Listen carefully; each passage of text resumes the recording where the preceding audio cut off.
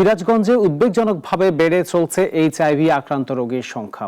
জেলা স্বাস্থ্য বিভাগের তথ্য মতে বর্তমানে জেলায় মোট 250-র বেশি এইচআইভি পজিটিভ রোগী শনাক্ত হয়েছেন, যার মধ্যে 26 জনের মৃত্যু হয়েছে। ফেরদৌস হোসেনের রিপোর্ট, জানাচ্ছেন শাশ্বতী সরকার। সিরাজগঞ্জে হঠাৎ করেই বেড়ে চলেছে এইচআইভি রোগীর সংখ্যা। জেলা জেনারেল হাসপাতাল এআরটি সেন্টার জানায়, আক্রান্তদের বড় একটি অংশ ইনজেকশন ড্রাগ ব্যবহারকারী। স্বাস্থ্য বিভাগ বলছে, একই সিরিঞ্জ একাধিক ব্যক্তির ব্যবহারের কারণেই দ্রুত ছড়িয়ে পড়ছে এইচআইভি। জেনারেল হাসপাতালের আবাসিক মেডিকেল অফিসার ডাক্তার মোহাম্মদ শিমুল তালুকদার জানান, জেলায় 255 জন এইচআইভি পজিটিভ, যার অন্তত 179 জনই মাদক গ্রহণের সময় সংক্রমিত হয়েছেন। বাংলাদেশে বর্তমানে রেড জোন হিসেবে চিহ্নিত। বর্তমানে আমাদের প্রায় 255 জন পজিটিভ রোগী রয়েছেন।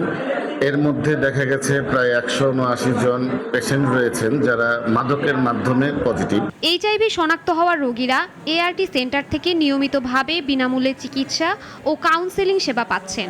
এতে আক্রান্ত অনেকেই বর্তমানে সুস্থ ও স্বাভাবিক জীবনযাপন করছেন। এদিকে ইনজেকশন ড্রাগের ব্যবহার কমাতে ড্রাগ ব্যবহারকারীদের চিহ্নিত করে তালিকা করা ও তাদের বিরুদ্ধে নিয়মিত অভিযান পরিচালনা করা হচ্ছে বলে জানায় মাদক নিয়ন্ত্রণ অধিদপ্তর। সিরাজগঞ্জ জেলায় যারা মাদক ইনজেক্টিভ ড্রাগের সাথে যারা বেশি জড়িত তাদের আলাদা লিস্ট করে আমরা অভিযান পরিচালনা করা শুরু করেছি। আপনারা কিছুদিনের মধ্যে দৃশ্যমান যে অগ্রগতি আপনারা সেটা দেখতে পারবেন। মাদকের বিরুদ্ধে আমরা সর্বদা আমাদের অভিযান অব্যাহত রাখছে এবং রাখবো।